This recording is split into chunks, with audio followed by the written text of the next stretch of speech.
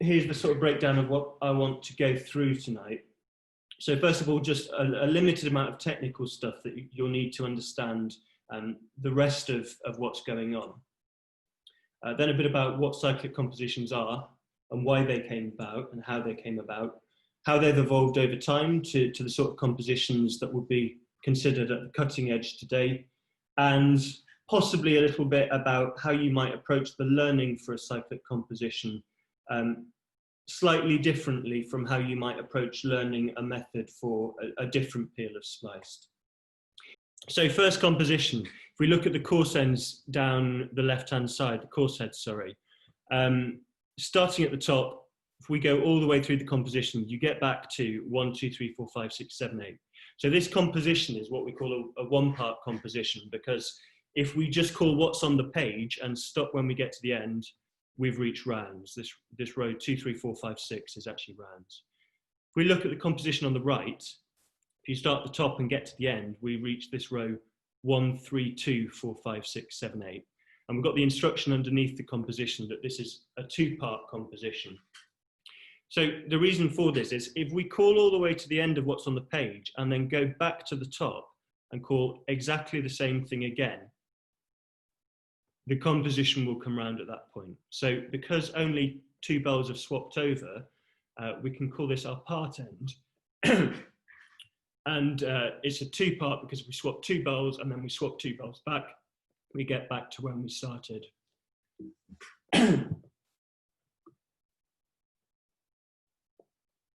So there's some more possible part ends on the screen now.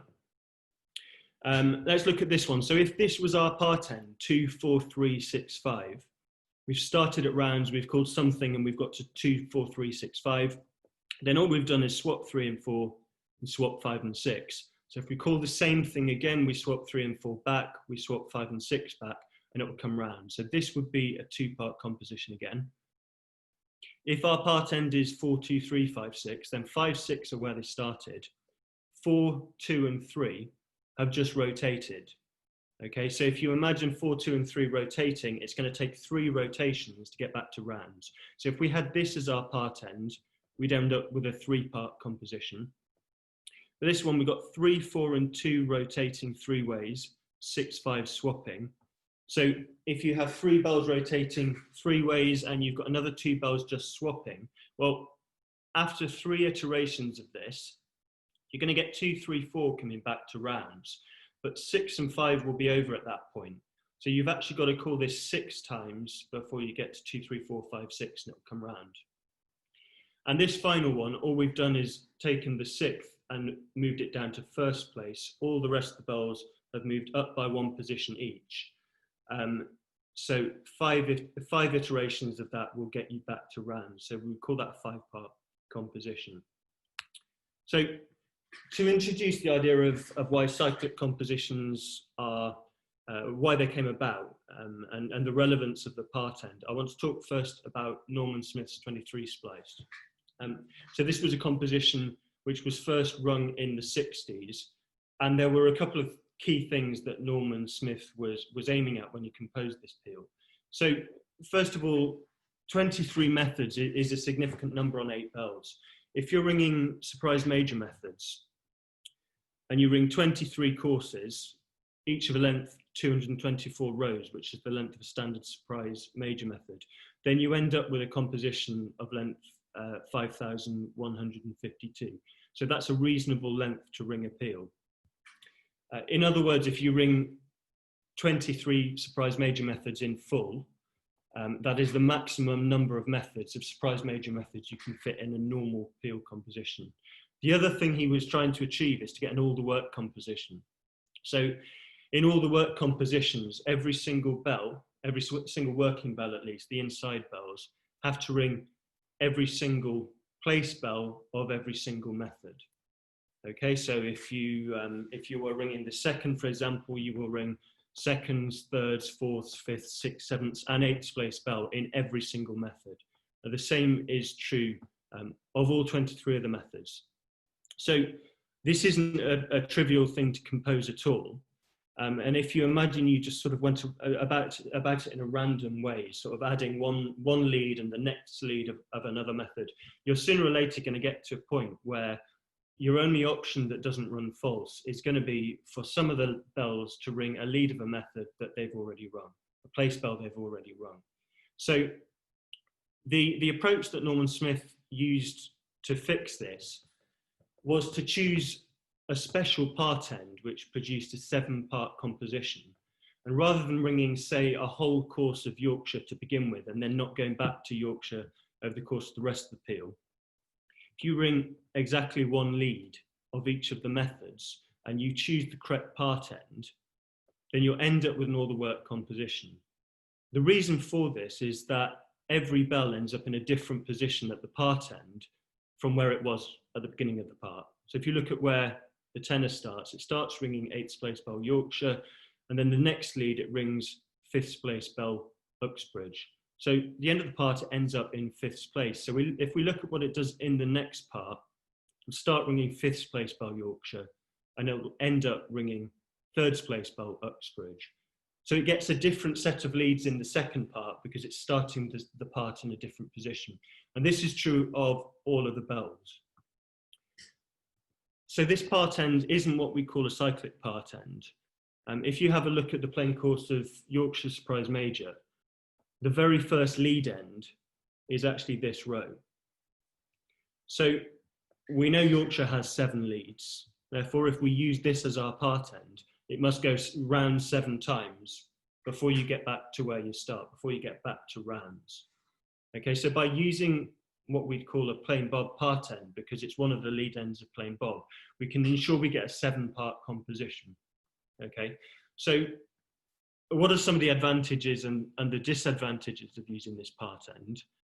Well, the major advantage of it was that it worked at the time. This was the first time anybody had ever managed to produce an all the work composition of 23 surprise major methods.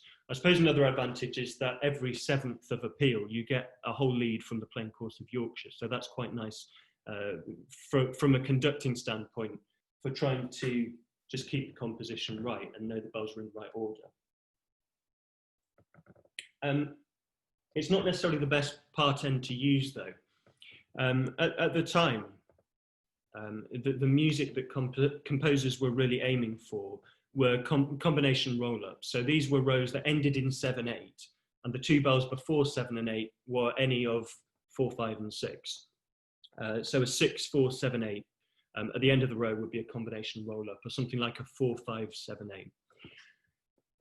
So the problem with this is that this composition is going to split the tenors. In fact, the very first bob splits the tenors. In other words, you don't get 7 and 8 coming together in 7 and 8 throughout the whole composition. So it's not going to be very good for getting combination roll-ups. Musical tastes have really changed since then, and we tend to look for runs of 4 or more consecutive bells. So composers try and maximize the number of things like 2, 3, 4, 5s at the end of a row, or maybe a 7, 6, 5, 4 at the beginning of a row. So if you imagine you're constructing a peal like this, and maybe you manage to pack your first part of the peal full of 5, 6, 7, 8 roll-ups, well, you can see what's going to happen in the second part is that all of those 5, 6, 7, 8 roll-ups will end up being 8, 2, 6, 4s instead. So using this part end doesn't preserve whatever music you're aiming for in the first part. So it really makes it difficult to get music spread out evenly throughout the peal. So there's a different part end we can use instead, which is still going to give us a 7-part peal, but is much better for preserving that sort of music. And these are called cyclic part ends. So that row is obviously rounds. We're going to keep the treble fixed. There are compositions which would move the treble and have it involved in the work of the methods, but for a more simple cyclic composition, we keep the treble fixed. And what we're going to do is take the 7 working bells, 2 to 8, and cycle them round. So we could, for example, move the 8th into 2nd place, shift all of the other working bells up by 1 position. And then we've got what we would call a cyclic rotation of rounds. Okay. Now, if we use that as our first part end, we can see it's going to go round 7 times before it comes round. But if now we decide our first part is going to be full of 5, 6, 7, 8 roll-ups, then our second part is going to be full of 4, 5, 6, 7 roll-ups. And in our third part, we'll get 3, 4, 5, 6s and so on. So using this part end, you can actually preserve the music that you've composed to be in the first part. So that's the major advantage of using these cyclic part ends over using something like a plain bob part end or some other part end which would give us a 7-part composition. This is an example then of the sort of composition which uses a cyclic part end. The basic idea of this was exactly the same as Norman Smith's 23 Spliced, in that the band wanted to ring the maximum number of surprise Maximus methods that could be rung in this particular length. You'll see it's a long length peal, it's 15,840. So it's just over 3 peals long. And the basic plan is the same in that you ring 1 lead of each method in each part, and then because you get this cyclic part end, you're going to get, in this case, an 11-part composition. That's because there are 11 working bells. The treble is fixed, the other 11 bells cycle round. So there's no need to have just the tenor shift to the front, or say have a second shift to the back. You could shift any number of the little bells up past the big bells, or vice versa, and you're still guaranteed to have an 11-part composition if you do this on 12. So using that plan, you get an all the work composition in, I think this is 30 methods. So how did they achieve that then? Well, if you look at these bobs, you'll see that at every bob, the second runs in and the third runs out. So that means if you looked at the coursing order of the rest of the bells, so 4 to 12, relative to one another, they're going to stay fixed in their coursing order. So there's a row in the plain course of any method that has conventional plain bob lead ends, where the hand stroke row is a big reverse roll up. You get 1, 12, 11, 10, 9, 8, 7, 6, 5, 4, 3, 2. So by keeping 2 and 3 stuck at the front throughout this bobbed out section, and keeping the rest of the bells 4 to 12 cycling through their normal coursing order, they maintain the same relationship. You still get this big reverse roll up, but 2 and 3 have been kept at the front. They've been cycled through. Each time there's a bob, they're cycled through the big bells. And instead of getting the hand stroke row 1, 12, 11, 10, 9, 8, 7, 6, 5, 4, 3, 2, the hand stroke here is going to be 1, 3, 2, 12, 11, 10, 9, 8, 7, 6, 5, 4.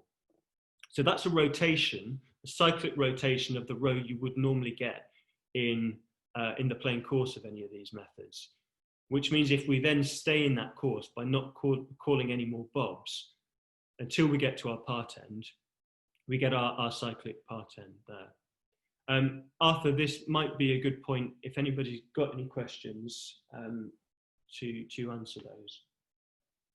Yeah, nothing's coming in the chat box yet, but I'll give it a couple of seconds, and people want to raise their hands or for any questions that come through. Okay. I think you're good to go. Okay, I'll plow on through then. Stop me at any point if there are any. So I mentioned we could have moved the treble. So back to ringing on 8, we could go from 1, 2, 3, 4, 5, 6, 7, 8 to something like 8, 1, 2, 3, 4, 5, 6, 7.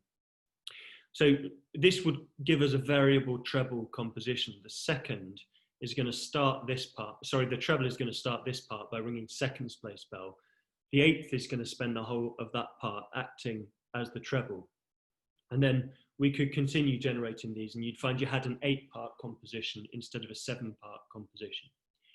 You've got to be a little bit careful if you're moving the treble in terms of what part end you choose. So if, for example, we choose our first part end to be 5, 6, 7, 8, 1, 2, 3, 4, then you've shifted the back 4 bells to the front, shifted the front 4 bells to the back, And if you do exactly the same thing again, you get back to rounds.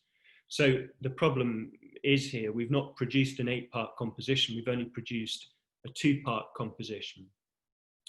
And that's because if you consider, you could consider this, I suppose, the number of jumps the fifth has done to get down to first place. It's jumped 4 places. Given that 4 is a factor of 8, 4 goes into 8 twice. That's why we end up with a 2-part composition. Whereas here, the 8th had shifted 7 positions. 7 isn't a factor of 8. Okay, so until it's gone round 8 parts, it's not going to come round. So you just have to be a little bit careful there. If the number of bells that you're performing that cyclic permutation on, if it's not a prime, you've got to be careful which part end you use. So here's another example of a normal length composition which achieves the same thing. So 10 methods is the most you can fit in, well, this is a bit of a long length, but in a fairly standard length of Spliced Maximus. There were existing compositions, I believe, that use whole quarters of each methods. But a more modern solution to that, I suppose, is using calls to get the cyclic part end up and to just ring 1 lead of each of these methods in each of the parts. So once this has been done, a reasonable question is to think, how could this plan be improved? So one obvious drawback of this is if we look at where the first single comes, or if we look in the previous composition at where the first bob appears, here the first bob is after just 1 lead of the plain course. And here we get 5 leads of the plain course before we get our single. We also get this lead at the end of our cyclic course when we finish calling singles. So in each part or across the part end, we only get 6 leads within the cyclic course. In the rest of the leads, we've moved some of the bells around. We're no longer in the cyclic course, which means we're not getting the most out of the music we could possibly get out of the cyclic course. So the solution to this is to somehow get rid of the calls and still end up in the cyclic, with the cyclic part end. So most methods that we ring have what we call a plain bob lead end. That just means we take a lead end from plain bob, and that set of lead ends is the same set of lead ends for say, Cambridge Spliced Maximus or Bristol, albeit in a different order. If we ring what we could call an irregular method, so if we ring a method with a lead end that's not plain bob, and we choose that lead end carefully, we can, in 1 lead of that method, which is called a link method, get from the plain course into the cyclic course. So Rod Pipe was the first person to come up with this. He used a method called links in order to do this. So links, if you have a look at the blue line, looks like a pretty strange method. If you look at the treble path, for example, this is an unusual thing for a treble to do. The lead end is not a plain bob lead end. It looks like a pretty random lead end if you just have a look at it. And if you were to ring a plain course of this method on a practice night, you'd be pretty underwhelmed. It doesn't really generate any sort of conventional music if you were to ring it in its plain course. But if we look at the composition that it was used in, it starts to become a bit more obvious how it's used. So it's worthwhile knowing, if you're looking at this composition, that Maypole and Bristol are very, very similar methods.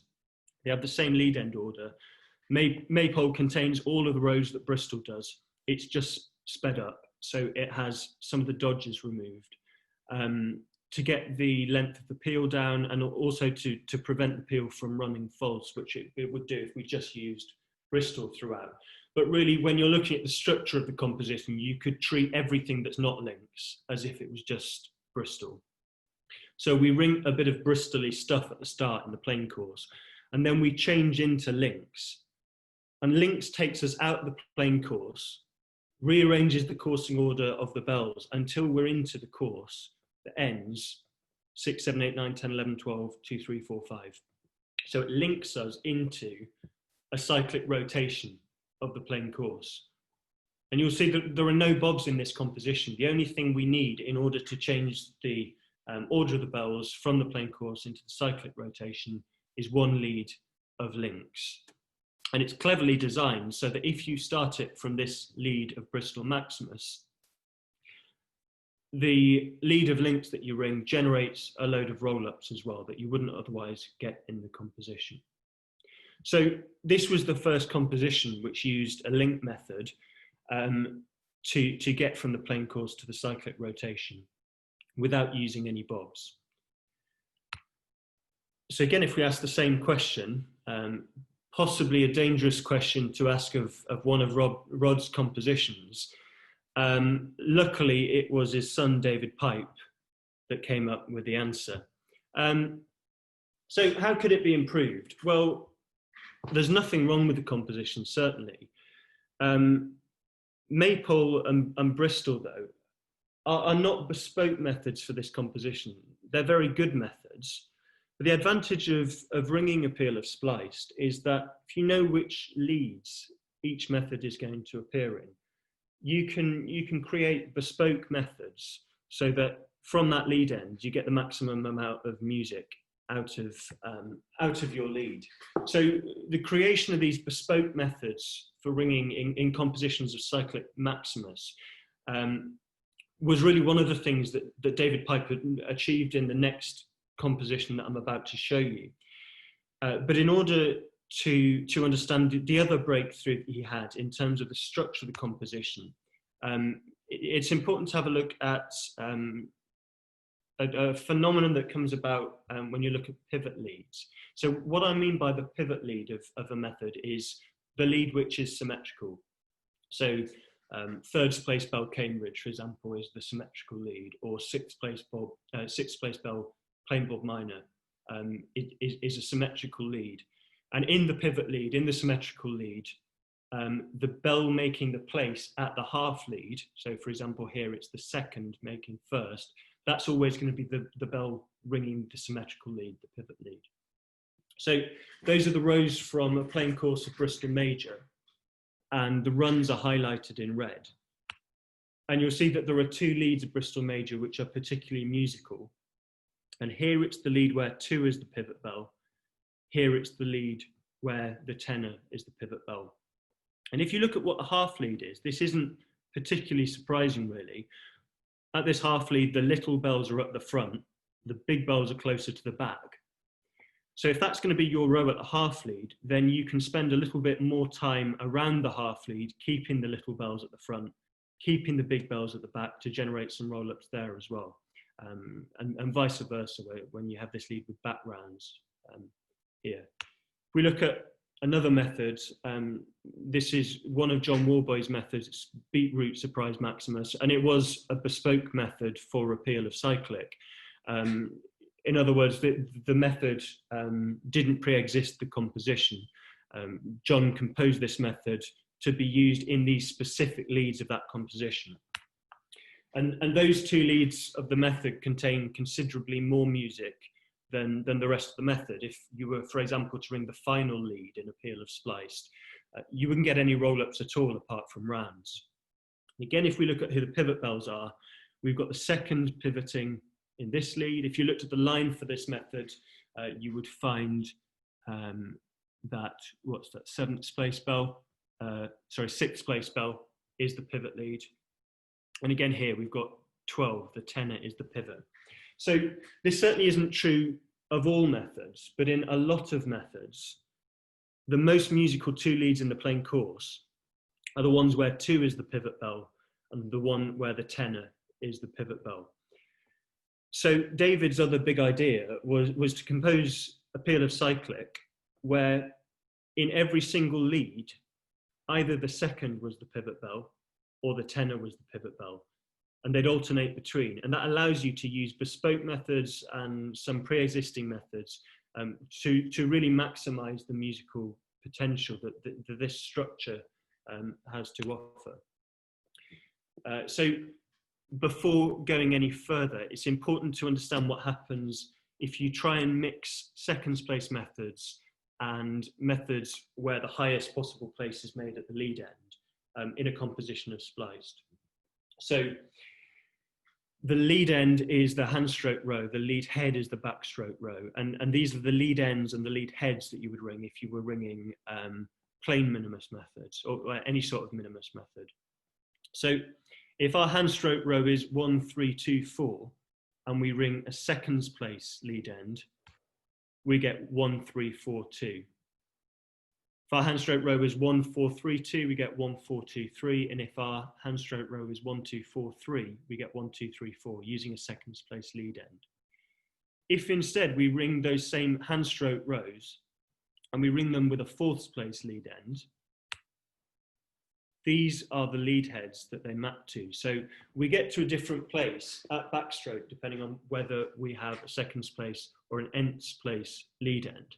So if you imagine we're ringing or composing a touch of spliced and we want to ring a seconds place method ending in this lead head, and we want to ring a fourths place method ending with this lead head, you can see that both of them are associated with the same hand stroke row. So because it would have to have the same row at hand stroke, our composition would run false. And if you're composing an ordinary peal of spliced, you can get around this just by choosing which leads of your composition are allowed to be a seconds place method and which are allowed to be, let's say, an eighths place method on 8. The problem comes when we try to ring every single possible lead head that's available within a particular course. So let's say we want to ring the first and the second lead head using a seconds place lead end. And we want to ring the final lead head using a fourths place lead end. We're going to end up ringing this hand stroke row twice. So if we want to ring all of the lead heads that are available to us, we've got to choose either just to ring seconds place methods or just to ring fourths place methods in this case. And in the example I'm going to show you with David's composition, 12th place methods. So David chose to use 12th place methods, which means throughout the rest of the part, all of the other methods are going to have to be 12th place methods. If he'd chosen the first method to be a seconds place method, all of the others would have to be seconds place methods as well. So David put his link method at the beginning of the part, and he composed a method called Slinky. So again, this wasn't a method that existed beforehand. It was specially made for the composition. So these are the rows you get in one lead of Slinky, and this is the line for the method. And if I just explain a little bit about how this works. Over here, we've got the place bells that 2, 3, 4, and 5 ring, and you see that they more or less stay on the front. They only get up to 6th place right at the start or right at the end of the lead. They more or less keep in positions 1 to 5. So that's why we keep them together on the front at the end of the lead. The rest of the bells, so 6 and above, all do this common pattern of work where they do a fishtail immediately, then they start reverse hunting around, they only go down to 6th place and turn round there, and then they do another fishtail. The only exception to that is 12th and 6th place bell, which do get down to 5th place just for their final or their initial fishtail. So the effect of this is that they do a fishtail on a roll up, generating a bit more music whilst they're there. They then hunt round until they've reversed their order. So we get 12, 11, 10, 9, 8, 7, 6, instead of 6, 7, 8, 9, 10, 11, 12. And then they do another fishtail when they're there to produce a bit more music and wait for the little bells to get back into the right order. And this again is a cyclic rotation of that big hand stroke roll up that I mentioned in the earlier composition of Maximus that I showed you.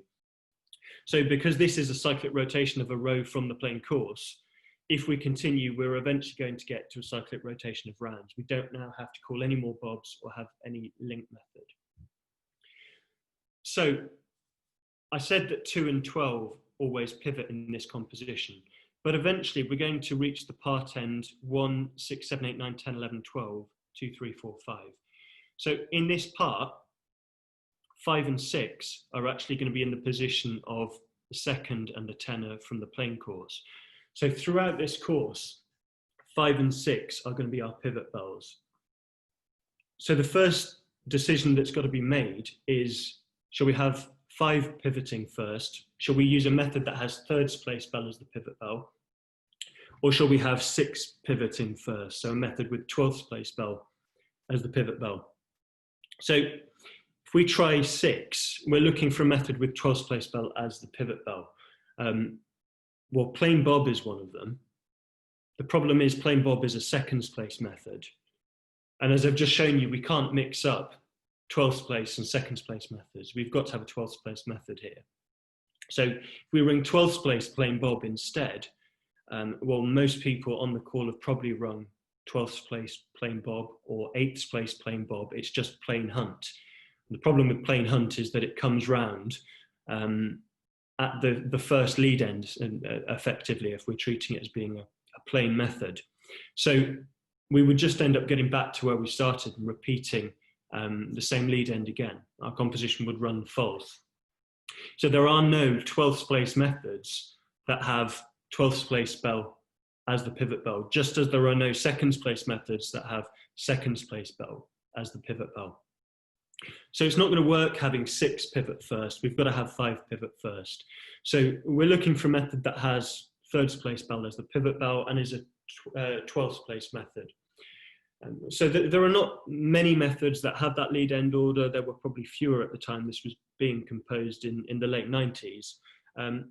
Initially, David composed a bespoke method for the composition that was called Priory. It was later replaced by a method called Demos.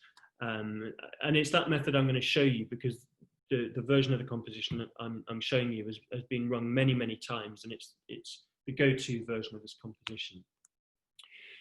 So here are the rows from Demos, and you'll see from the highlighted roll-ups that it's absolutely full of roll-ups. If you looked at the whole plain course, you'd find most of the rest of the leads were absolutely rubbish. You would never want to ring a plain course of Demos. There's never been a peal of Demos.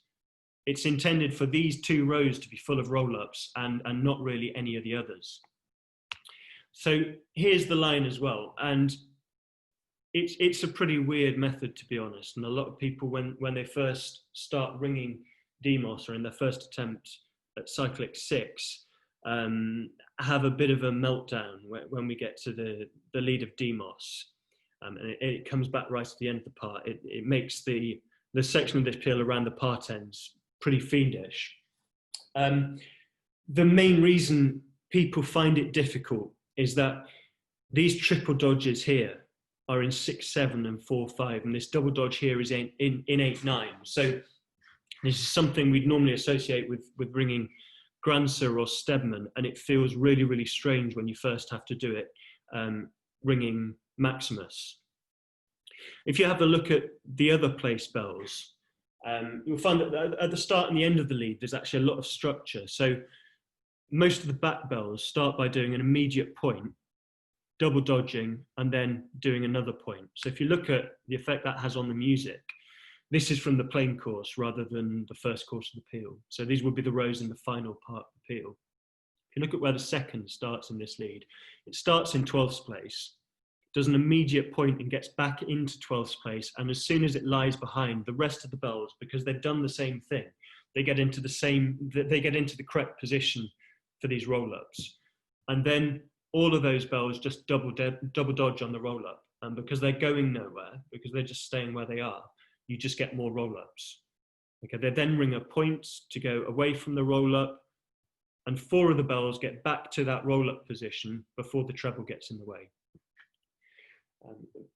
Underneath the treble, there's a little bit of rearranging to go on to get these bells into their roll-up position. So you get 12, 11, 10, 9, and 8 there. And then the rest of the bells joining them slightly later on. These bells have all done a point and gone back to their roll-up position.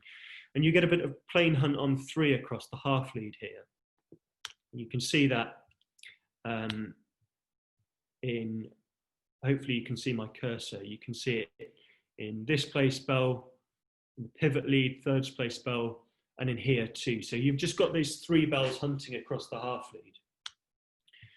So you might be wondering, why don't we just have backgrounds here rather than having the front 3 bells rotated? It would make more sense to have backgrounds.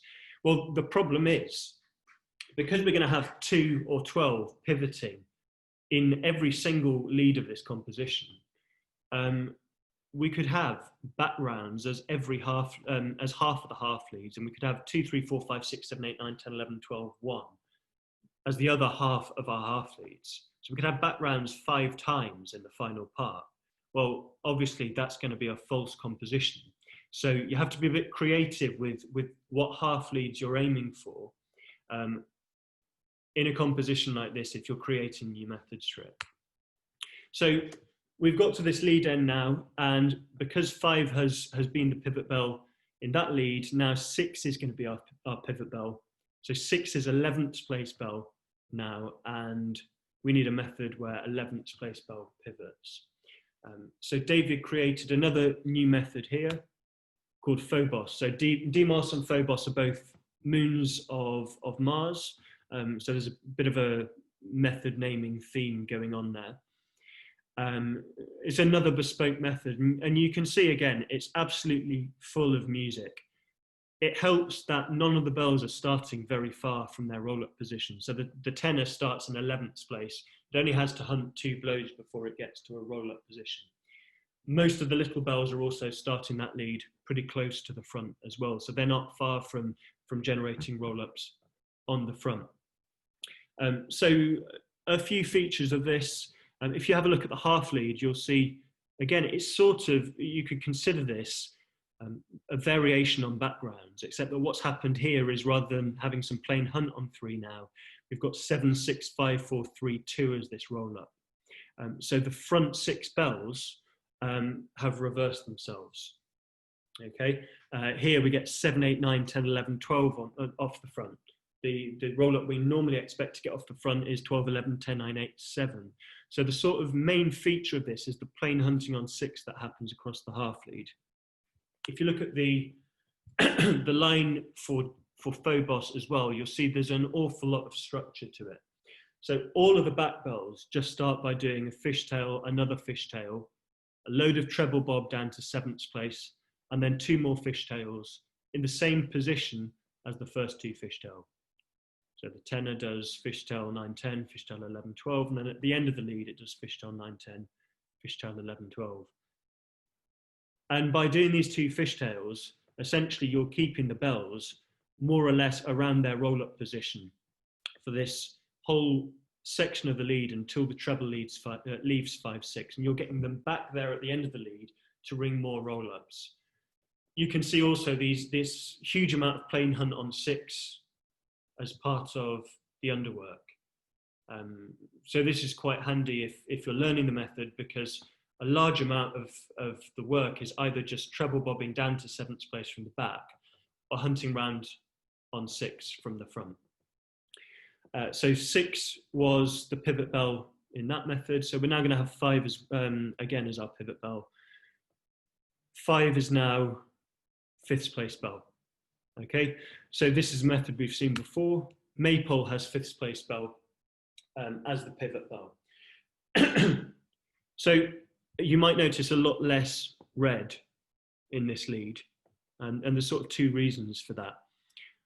First is, if you have a look at where the 12th is, you're trying to get the 12th to lie behind at the back if you want a roll up, because 12 has to be at the back if you're going to have a conventional roll up. 12 starts as 8th place bell, and in a method that starts with right hunting, 8th place bell is going to go down to begin with. So you're starting quite a long way from the roll up, and then you're hunting in the wrong direction from the roll up. So immediately, just because of where the bells start out in this lead, you're going to have slightly decreased music, whatever method you choose. But another factor is that Maypole is not a bespoke method for this composition. It's a method that already existed and was designed to generate music all the way through the playing course, rather than having these super concentrated leads of music like you might get in Deimos, for example, or in Phobos. And that isn't necessarily a criticism of the composition of the choice of method. I had a look once to see if I could find any better methods than Maypole that generated more music throughout this lead. And you certainly can get more roll-ups in this lead of the composition using different methods. But you almost inevitably get really inelegant methods which have this sort of horribly contrived work at the start of the lead, and then some long dodge or long fishtail or something on a roll-up. They wouldn't be very nice to ring, and probably most of the roll-ups would end up being destroyed with just method mistakes. So when you're composing something like this, you've really got to weigh up the balance between hammering roll-ups in and actually having a bit of elegance in the methods that you choose. And honestly, I don't think you can do very much better than Maypole. If you ran Bristol, you'd have slightly more roll-ups in this lead, but you would have a longer peel as well. So if you know the line for Bristol Maximus, you'll see that Maypole just has most of the dodges in between your points removed, and the treble misses its dodge in 5/6 and 7/8. So we had 5 as the pivot lead in Maypole, so now 6 is going to be the pivot lead. So we want a method where 8th place bell is the pivot lead. So this again was an existing method, I believe one of Rod's, a method called aerial. So the key feature of aerial, if you look at the half lead, again, it's just a variation on backgrounds. By the way, Maypole does have backgrounds. That's why we can't use it for any of the other methods. So aerial is a variation on backgrounds. It has the front 8 bells in the row just turned around, swapped over. So here, instead of 12, 11, 10, 9, 8, 7, 6, 5, we've got 5, 6, 7, 8, 9, 10, 11, 12 off the front. And that's achieved in a similar way to Phobos through having a large amount of plain hunt on 8. So if you look at any of the bells that get below the treble and get lower than 9, 10, they spend most of the lead, 16 blows at least in the middle of the lead, just plain hunting on 8. The background is also really, the backwork, sorry, is also really good for ringing in these 2 leads. If you look back at the music, the bells hunt towards a roll up on their first point, they go back to a point, and then go back in the same direction as their roll up, and they do a dodge there. Okay, so if you look at any of the place bells that stay at the back long enough, you'll see that structure. So here, for example, 9th place bell, hunt to a point on your roll up, go back to another point, and then you're going back towards the roll up and you get to dodge on it, generating another roll up. So we're back to 5 being the pivot bell. So that is 2, 3, 4, 5, 6, 7th place bell. We want to be the pivot bell. So Zanussi is the method we use, which has 7 as the 7th place bell as the pivot bell. And again, you'll see, although it's full of music at the front, there isn't very much at the back. You just get a couple of 4 bell runs. And again, it's really for the same reason. It's just an awkward lead end that you're starting from. So here, the tenor is starting as 7th place bell here. So it's got to go an awfully long way before it gets to the back in order to generate any music. So that's why you don't see the start of the lead and the end of the lead, where it's got to get all the way back down to 6th place. That's why these sections of the lead are not full of music.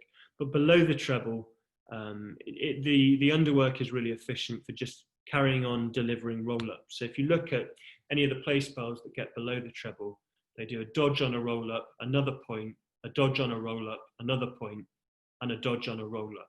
So that's why you get these 3 pairs of 3 roll-ups on the dodges there. Okay. So now it's time for, who was it? 6 to be the pivot bell. And now 6 is 7th place bell. So we already know that the method that has 7th place bell as the pivot bell is Zanussi. So we ring another lead of Zanussi there. And then if you carry on this process of checking which place bell your pivot bell has become, you just end up going backwards through the methods until you get this part-end 6, 7, 8, 9, 10, 11, 12, 2, 3, 4, 5. You end up ringing all 11 leads of the cyclic course. That's why we're not allowed to switch between second place methods and 12th place methods. And the composition is a palindrome.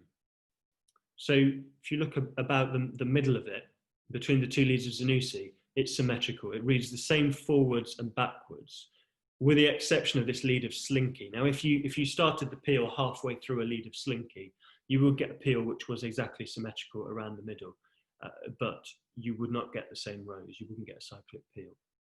Okay, but it's a rotation of a palindrome.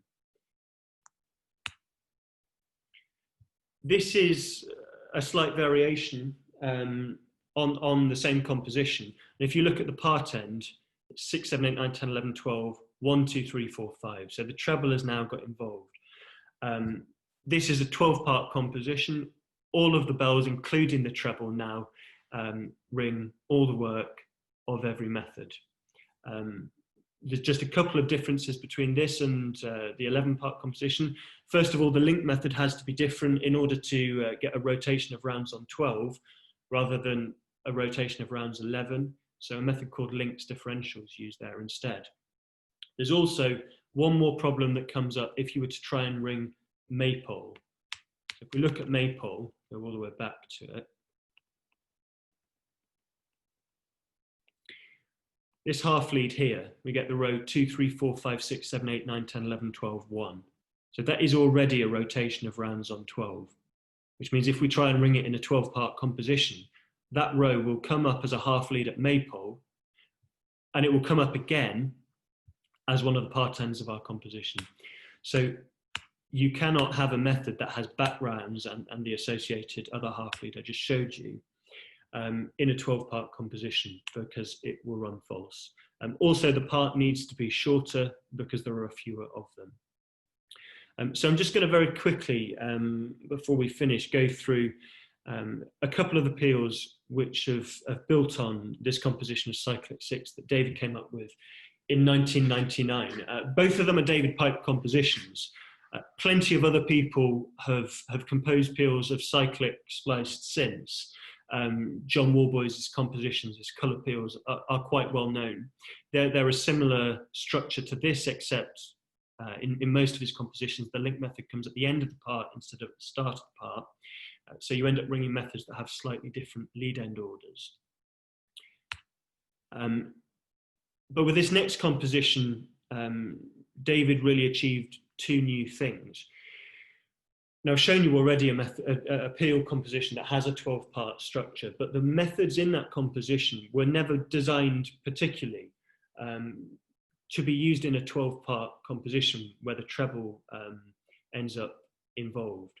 So I haven't rung the 12-part version of Cyclic 6, but the one criticism it occasionally gets is that because the treble arrives at a sort of random place in the middle of a run, it can start to sound a little bit disjointed. So these are mostly bespoke methods for the composition, and they're intended that the treble gets involved in the runs, in the roll-ups.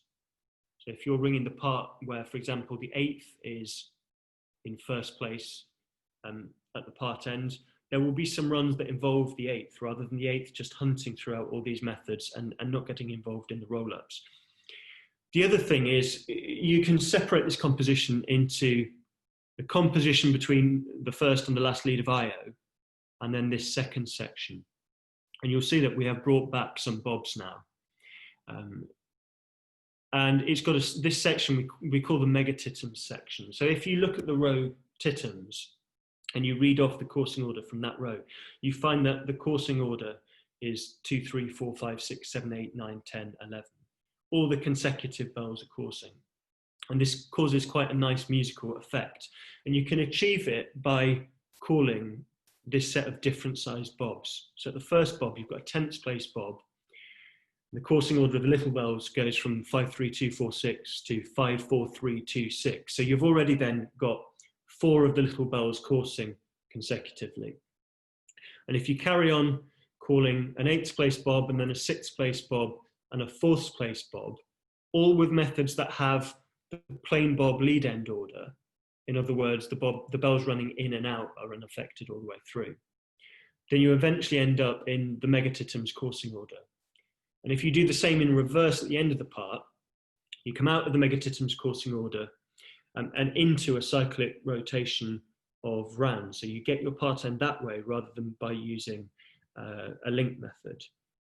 So the methods that are used, if I can find my cursor. Where's it gone? Never mind. The methods used in the first part of the parts are all designed to keep the treble involved in the runs. The methods in the second part are designed to do two things basically. So plain bob retains the coursing order all the way through uninterrupted. So you get all of this nice coursing music with consecutive bells coursing, and you can hear them hunting from the front to the back and back to the front again. In the middle of the part, we get a different effect. So Amalthea and Ganymede are both designed to produce conventional roll-ups out of a coursing order that would normally produce conventional roll-ups. So you take this coursing order with all the consecutive bells coursing, and you get conventional roll-ups by using these clever methods. So I'm just going to show you a couple of the methods from this composition, just to give you an idea. So this is Callisto. If you look at the line for Callisto, you see the treble does something pretty unusual. And if you look at the rows as well, across the half lead, you get 7, 6, 5, 4, 3, 2, 1 roll-ups. So in another part, whoever is the treble is still going to get to take part in that roll-up. This is Ganymede. So Ganymede is a principle. It doesn't have a fixed treble in it. The line is pretty unusual. The rows from the plain course don't really reflect what's going on when you ring this in the peal, because you don't ring it in the plain course. But if you, and I would really like to find my cursor here so I can point it out. If you have a look at the rows when the treble is in about 4th and 5th place, you find that 9 and 7 are together. So that's a normal coursing pair. 5 and 3 are together. That's another coursing pair. 12 and 10 are together. 8 and 6 and 4 are together. So if you then change the coursing order so that the coursing pairs are all consecutive bells, that's how the method produces conventional roll-ups out of the plain course. So one more composition to show you. This is known as particles because of the names of the methods. They're all subatomic particles. And it's similar in a way to the moons of Jupiter peal that I just showed you. The second half of the part is very, very similar. It's a transition using different sized bobs into the megatitm's position.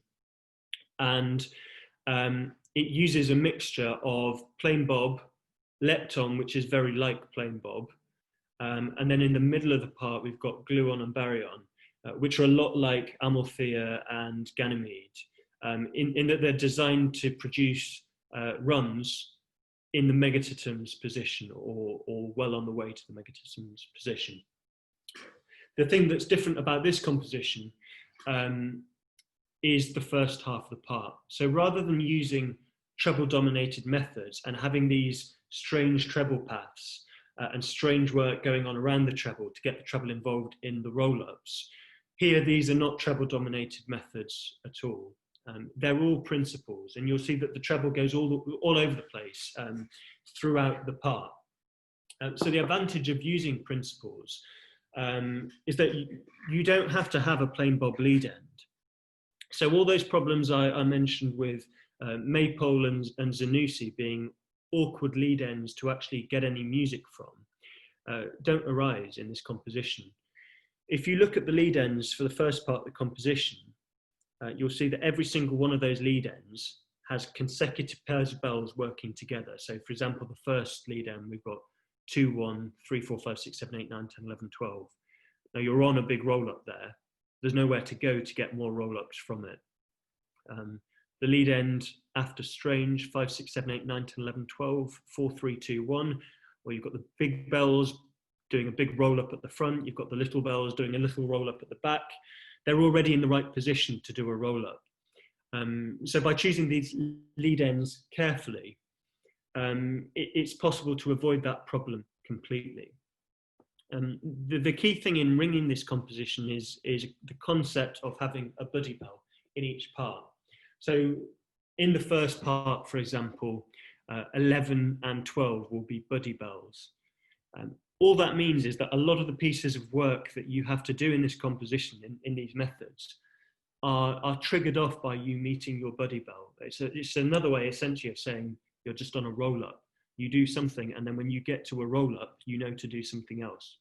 So a lot of these principles are really best not learned by looking at the line in its entirety, although it doesn't do any harm to be able to go through the line. And I'll show you what I mean. So this is the rows and the grid from the first lead of the peal. So it's a lead of top. And all of the back bells, so 5 to 12, rung hunt to a point, hunt back to a dodge, hunt to a point, and then go back to where they started. And then they just do exactly the same thing again. And if you look at who they're working with at each of those pieces of work, they hunt to a point. When they meet their buddy bell, they do a dodge. They hunt to a point. They meet their buddy bell again, and they know that they're halfway through the lead. They just do exactly the same thing again. If you look at charm, which is a little bit further through the lead, all of the front 6 start by just doing a fishtail with their buddy bell.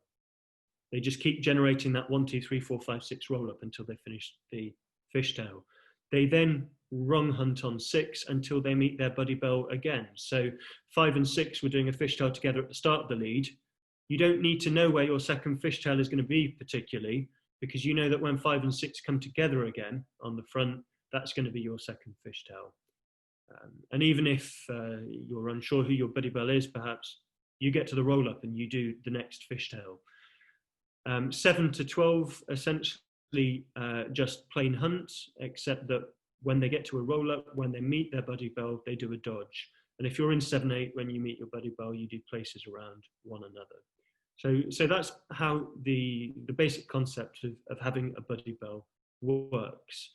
So that really is as far as or as advanced as Cyclic Maximus composition has got so far. We went through a period in Birmingham of bringing particles quite regularly on a Monday night. It still would be considered pretty cutting edge stuff, I think, as a composition these days. So I think that's where I'm going to leave it, and we'll see if there's any questions in the chat box. Thank you ever so much, Alistair, for that. It was a really interesting exploration of, as you said at the start, a very niche topic, and probably niche partly because of its complexity. Just to remind people really that, as I say, any questions you have, either raise your hand or type into the chat box. Alistair, I guess, and you touched on this around sort of music and obviously cyclic compositions. The way that music's designed in cyclic compositions is different, isn't it, to sort of standard peals and compositions, in that normally you start with a method, don't you, and then you try and create the music as best you can from it, from the composition, whereas with cyclic you're designing methods quite specifically for the music they create. That's one of the things. Yeah, that's exactly it. So I mean, if you were composing a single method peal of Yorkshire Maximus, for example, there is all the music there is in a plain course of Yorkshire Maximus, and as soon as you start calling bobs, some of that music is going to go. If you look at the plain course of Yorkshire Maximus, for example, you get little bell runs, you get things like 7, 6, 5, 4, 3, 2, and you get big bell runs. You get 5, 6, 7, 8, 9, 10, 11, 12s. As soon as you start calling bobs, you're going to interrupt some of the bells. Now you can choose carefully where you decide to start calling bobs and singles, so that you just put them into a different order where they still create music. But it's generally not possible to have wall-to-wall music all the way through your composition, and you're really limited by the method that you start out with. So you're absolutely right. You sort of come at it the other way, in that you start out with a structure that you know affords you the maximum possibilities, and then you get to choose methods that are just good in those particular leads. Like I said about demos, if you rang a plain course of demos, you'd probably find it pretty underwhelming and actually very difficult, because you're so reliant on the music to know which pieces of work to do. The methods aren't designed to be good in their plain course. They're just designed to be good in the particular leads that you end up ringing. So you're right, it's far more bespoke in that respect. And some people start to grimace at this comment, but I have heard from some ringers that there's one drawback of cyclic, or one perhaps criticism is that you get music overload. And you saw it in the blocks of Demos and Phobos. You had sort of the red musical notes rows, I guess, are just always present. I wonder what you thought about music overload, whether that was an unfair criticism. It's certainly something that could arise, particularly. I mean, if you were to approach producing methods for a cyclic peel without worrying too much about taste. I mean, in that lead of Demos, you could replace that, for example, with a method that had an 11 pull dodge at the back or something like that, just to generate massive numbers of roll up. But it would be horrible to ring. It would be boring to listen to. You really have to weigh up the balance of the elegance of your methods and trying to generate music out of it. And there are different ways of doing that. I know John Potter, for example, has a composition where within each part, you get multiple different types of roll-up. And to some extent, it's the same in Cyclic 6, in that in Phobos, you get different type of roll-up. You get the reverse roll-ups off the front. You get the same thing in Aerial. And then you get a little break in Maypole and in the backwork of Zanussi. So it's not just constantly hammering home 7, 8, 9, 10, 11, 12 roll-ups all the way through the part. Super, thank you. The chat box has been very quiet. Please, anyone take this opportunity to say raise your hand or type in the chat box. I'll just, seeing if anyone else has anything to say, I'll just take this opportunity to do two things, really. First of all, plug next week. Next Wednesday at 7, we have Will Bosworth joining us, the editor of the Ring and World. So we have sort of questions to the editor. I'll send around a Google form, like I did for your talk, Alistair. And, if anyone has any questions for Will, I'll put that as an extra question on there as well, to sort of preempt.